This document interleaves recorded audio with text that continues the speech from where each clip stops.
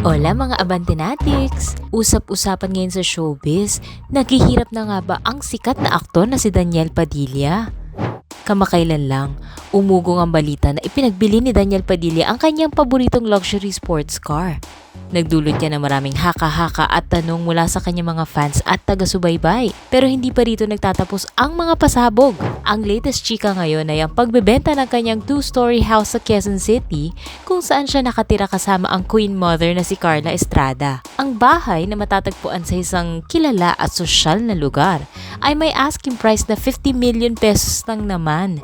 Isang sikat na IG page ng real estate account ang naglabas ng mga litrato at video ng nasabing bahay nitong December 2023. Ipinakita rito ang elegante at magarang disenyo ng bahay na matatagpuan malapit sa Commonwealth, Quezon City. Ang bahay ay may kabuuang sukat na 500 square meters, 2 palapag, may 6 na rooms, maraming banyo at isang maluwag na garahe na kasya ang 5 hanggang 6 na sasakyan. Meron itong lanay, grandiosong hagdanan, walk-in closets at hiwalay na kwarto para sa mga kasambahay at driver. Ang living room ay malaki at ang master's bedroom ay may sariling walk-in closet.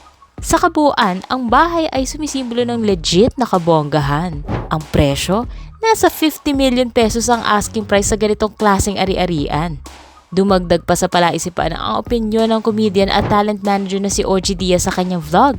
Say kasi ni OG Diaz, I'm sure iisipin na naman ng mga tao, saan naman sila titira? Naghihirap na bang pamilya ni Daniel Padilla kaya nagbebenta ng bahay?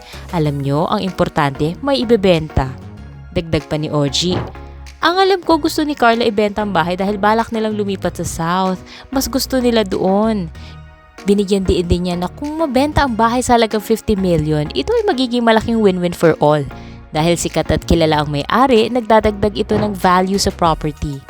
Swerte sila kung mabenta nila ng 50M yan dahil meron tayong tinatawag na provenance o yung kasaysayan ng property, say nga ni OG.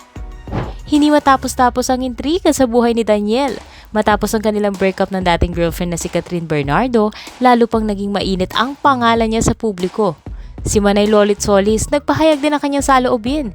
Ayon sa kanya, dapat mas malawak ang pangunawa ng mga fans at hindi dapat agad-agad humuhusga. Hindi dapat na isa lang ang sisihin, kailangan silang makita ang wider picture ng lahat. Sana naman huwag maapektuhan ang kanilang career dahil lang dito. Payo yan ni Manay Lolit.